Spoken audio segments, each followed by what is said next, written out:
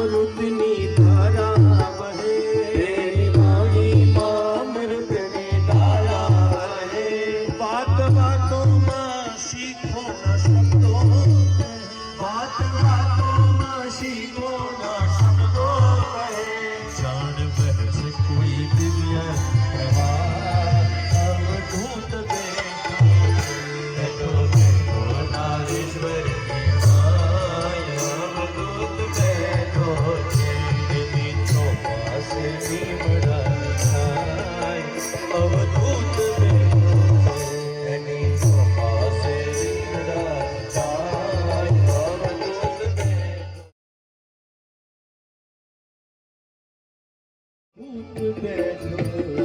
એની ચોપાસે લીમડાની છાય અવધૂત બેઠો છે.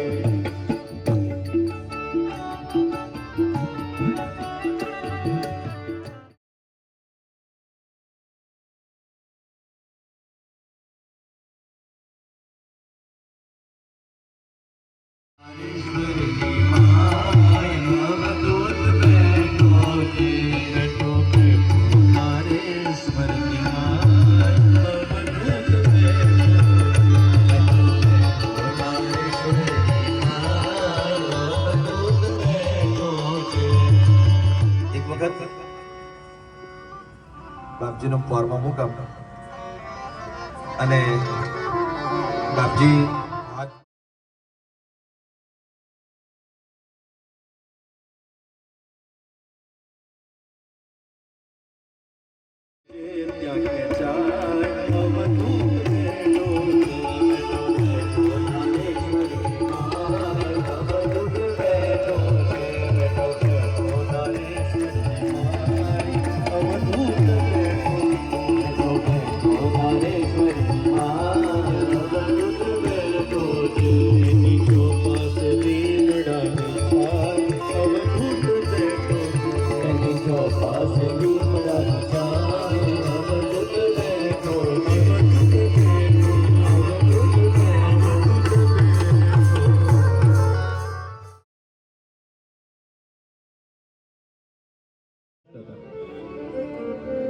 અને બાપજી પાસે આવ્યા અને પ્રણામ કર્યા, શ્રીફળ મૂક્યું, પુષ્પની માલા પહેરાવી અને બાપજીએ કહ્યું કે માસ્તર સારું થયું તમે આવ્યા છે. હવે જો તમને અનુકૂળતા હોય તો 2-3 દિવસ રોકાઈ જાવ અને માલિશ કરી આપો. હવે બાપજી કે પછી તો નાઈ કેવી રીતે પડાય? એટલે ડોક્ટર સાહેબે હા પાડી, પણ થોડીક સંકોચ સાથે હા પાડી. બાપજી કોઈ તકલીફ છે તમને? તકલીફ હોય તો કોઈ ચિંતા નહીં. બાપજી બીજી તો કોઈ તકલીફ નથી, પણ હવે તમારાથી શું છુપાયેલું છે? અને શું છુપાવવાનું? બાપજી મને પાન ખાવાની આદત છે અને હું આજે બોમ્બે થી નીકળ્યો.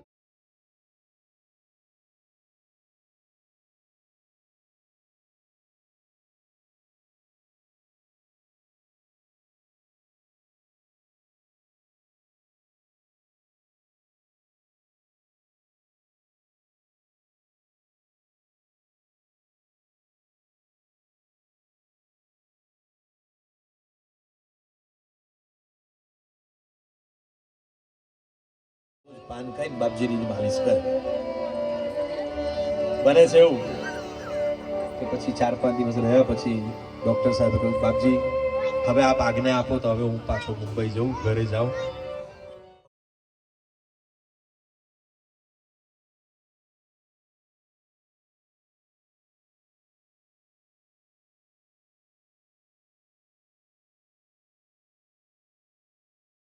જે પાન વાળો છે બોમ્બેમાં, અને એ જે પાન બનાવે તો જ મને ચાલે, તો જ જમાવટ આવે. તો બાપજી હું કઈ વાંધો નહીં, તમે એક કામ કરો, રોકાઈ જાઓ, પાનની વ્યવસ્થા હું કરી દઈશ. સાહેબ વિચાર કરતા હતા કે બોમ્બે થી કોઈ આવવાનું હશે અને કદાચ બાપજી એને કહી દેશે કે ભાઈ તું મારા માટે પાન લઈ આવજો ગમે તે. સાહેબ ત્યાં રોકાયા અને માલિશ કરી સુંદર. રાત્રિમાં ડોક્ટર સાહેબ શયન કરવા માટે ગયા, પણ રાત્રે વિચાર કરે કે આ પાન આવશે ખરા ને, કારણ કે મારે તો ચા પછી જોઈએ, પહેલું પાન જોઈએ. સવારમાં જો પાન નહીં મળે તો તકલીફ થઈ જશે, એટલે શું કરવું? એટલે કહ્યું કે આખી રાત આમ પાનના વિચાર. પેકિંગ જોયું તો ખબર પડી કે આ તો જે પાન રોજ મારું પેકિંગ આવે છે તે જ છે. પણ કહું કે ક્યાંક પેકિંગ તો સરખું હોઈ શકે, ટેસ્ટ જોવા દે. ઉઠ્યા ને સીધું પાન મોંમાં મૂક્યું તો રાજી થઈ ગયા, એનો એક ટેસ્ટ. પાનવાળાની દુકાને ગલ્લા ઉપર જઈને પાનવાળાને વાત કરી કે આ છેલ્લા 4-5 પણ છેલ્લા 4-5 દિવસથી બાવો આવે છે કે રોજ પાન લેવાનો.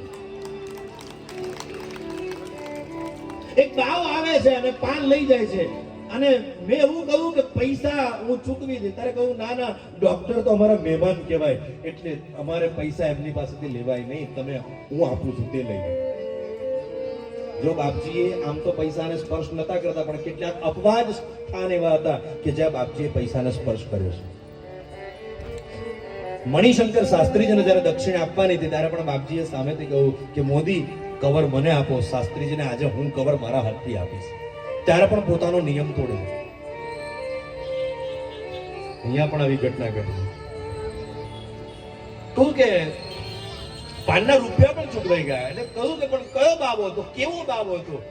એટલે બાપજીની છબી પોતે લાગતા હતા અને કહ્યું કે આંખના ખૂણાથી નથી. વિચાર કરે છે કે મારી એક ખરાબ આંખના કારણે, અમારા વ્યસનના કારણે મારા બાપજીને એનું સ્થાન છોડીને મારા માટે બોમ્બે પાન લેવા આવવું પડે. આ વ્યસન નકામું છે. એવું કહેવાય છે કે જે પેલા પાન પડ્યા હતા ત્યાં ત્યાં ઘા કર્યો અને નક્કી કર્યું હવે જીવનમાં ક્યારેય વ્યસન નહીં રાખવું, ક્યારેય પાન નહીં. આ અવધૂત હતા, આ બાપજી હતા. ઉપદેશ નહીં આપ્યો કે પાન નહીં ખાવ, આવી રીતે વ્યસન છોડાવ્યું. તો જન્મ દિવસની ઉજવણી કેવી લાગી એ પણ કહો. હે જન્મ દિવસની ઉજવણી આ રીતે અત્યારે કમ્પ્લેન થાય. હવે તો બેટા હમણાં જો ગોટા ઉડાડશો તો તમે ખા ભૂખ જ લાગી હશે સાહેબ. ચોટ ન લાગે જાળ પામે નરપર ને નિર્વાણ ડાકડ સાગર દે સંજૂર ભૂખ સાતો કંકા માથે મુઠ્ઠી દઈને મૂર્ત દત્ત ધૂન સાંભળતા મૂર્ત કરે દુપરાય દે દત્ત બાવની સુધરે દે ન બંને લોગ રહે દને ગાય શોક લાગે વિદ્ય ને નિરાય દુઃખ દરિદ્ર દે ન જાય પાવન ગુરુવારે નિતને કરે પાઠ પાવન સત્ય. અરે સીટ થઈ જશે તો बसे प्यारा पिया भूला क्या बन विषे घट में बसे प्यारा पिया भूला फिरे क्या बन विषे घट